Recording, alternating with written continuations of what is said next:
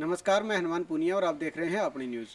2 दिन पहले दयानंद स्कूल के सामने एक प्रदर्शन हुआ था और एक बड़े आंदोलन की चेतावनी भी अभिभावकों की तरफ से दी गई थी और 20 तारीख को स्कूल के सामने ही आंदोलन किए जाने की एक चेतावनी थी। लेकिन अब इस मामले के अंदर नई जो जानकारी आई है उसके मुताबिक वो प्रदर्शन अब नहीं होगा।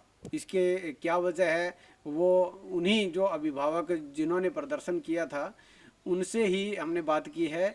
उन्होंने क्या कहा है, चलिए वो सुनिए।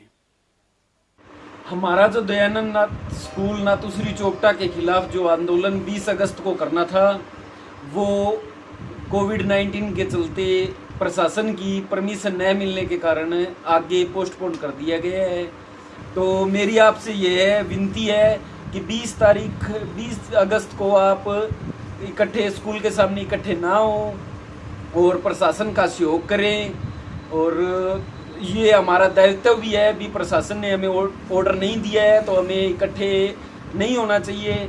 2 दिन पहले दयानंद स्कूल के सामने जो प्रदर्शन किया गया था और उसके बाद बताया गया था कि 20 तारीख को आंदोलन किया जाएगा, तो उस संबंध में जो एक संभावना थी कि आंदोलन होगा, हालांकि वो अब नहीं किया जाएगा, लेकिन उसमें स्कूल प्रशासन की किस तरह से उस आंदोलन को लेकर क्या तैयारियां थी, उसके संबंध में हम जानकारी लेंगे स्कूल के संचालक रविंद्र गोदारा उनसे। जी सर, क्या कहना है आपका? जो आंदोलन की एक उन्होंने कहा था, एक चेतावनी टाइप में उन्होंने दिया था, तो उसके बाद में आपने किस तरह की क्या तैयारियां आपने कर रखी थी?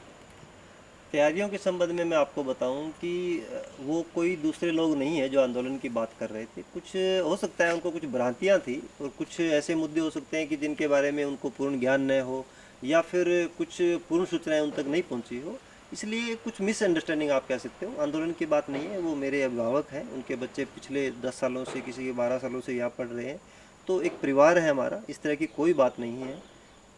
तो तैयारियां तो तब होनी होती है जब कोई दूसरा इस तरह के आंदोलन कर रहा हो। ये तो अपने ही लोग हैं और मैंने आपको पहले भी बताया कि मैं फ़ोन पे ऑफिस में हर टाइम अवेलेबल होता हूँ। किसी भी अगर पेरेंट्स को कोई समस्या है तो वो बात कर सकता है।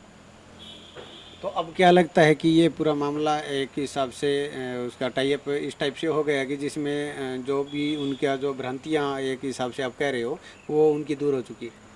बिल्कुल, मैं समझता हूँ कि अभी उनको कोई भ्रांति नहीं होनी चाहिए। अगर है तो मैं आपके चैनल के माध्यम से ये बात बार बार क्लियर करता हूँ, क्योंकि मैंने आपकी वीडियो में देखा कि कुछ पेरेंट्स कह रहे थे कि वैन चार्जेस ये लेंगे। ऐसा कुछ नहीं है। मैं आपके माध्यम से दोबारा बताना चाहता हूँ कि वैन के चार्जेस जब स्कूल खुलेगा हम तभी निर्धारित करेंगे कि कितने महीनों के लगेंगे, क्योंकि जब वैन चलेगी तभी तो बता पाऊंगा। अगर आज कोई पेरेंट्स कहता है कि वैन का चार्जेस बताए तो कैसे बताऊंगा। दूसरा, रही बात सबसे जो बड़ा मुद्दा पेरेंट्स के दिमाग में है, जो मेरे पास फ़ोन आए हो रहे हैं, तो वो एनुअल चार्जेस की रिगार्डिंग बात कर रहे हैं। तो एनुअल चार्जेस के रिगार्डिंग मैं क्लियर कर देना चाहता हूँ कि जब स्कूल लगेगा वो तब लगेंगे और उतने ही उसी अनुपात में लगेंगे।